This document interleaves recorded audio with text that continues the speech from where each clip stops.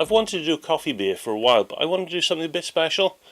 I didn't want to just wander into a supermarket and pick up a coffee off the shelf.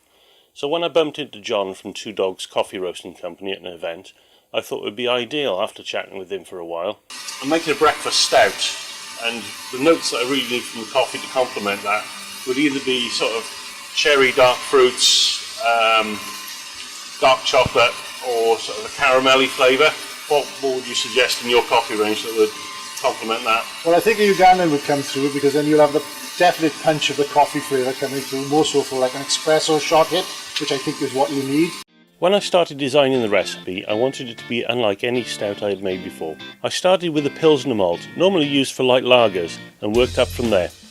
Having the ability to tailor the coffee and the beer added a new dimension to my brewing.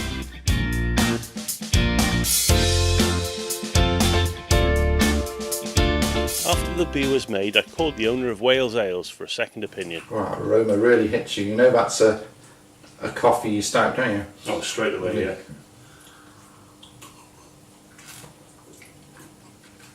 I like the taste of it. I find it a little bit astringent though. A little bit bitter, isn't it? Yeah.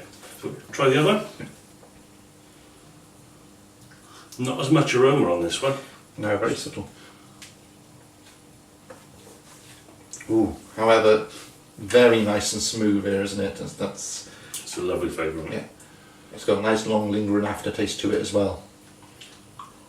Right, so what if we blend the two? Because you want people to know it's a coffee stout, don't you? And the second one's nicer tasting, but the aroma isn't quite there.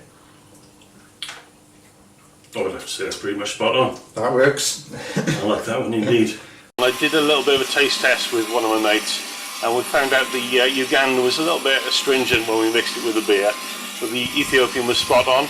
So what I did a blend 2-to-1 in favour of the Ethiopian. Would you be able to do a slightly lighter roast on the Ugandan and then do a blend of the two? Yeah, we can do that. I think the Ugandan, because of its nature of a Robusta coffee bean, it tends to lend itself to a darker roast, which it becomes a bit more acidic.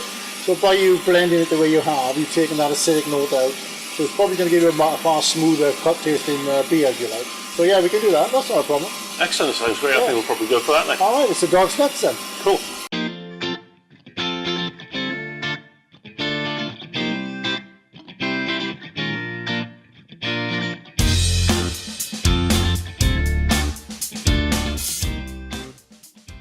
I popped some of my beers down to the Coach pub to do some market research.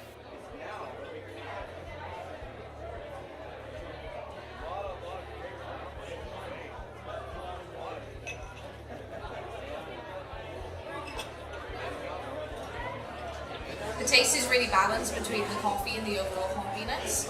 So I don't really usually like dark beers, but this is really, really balanced and not a meal in a glass. From the moment you pop the cap, I think you can definitely detect the coffee, and in the glass as well, but it's not overpowering.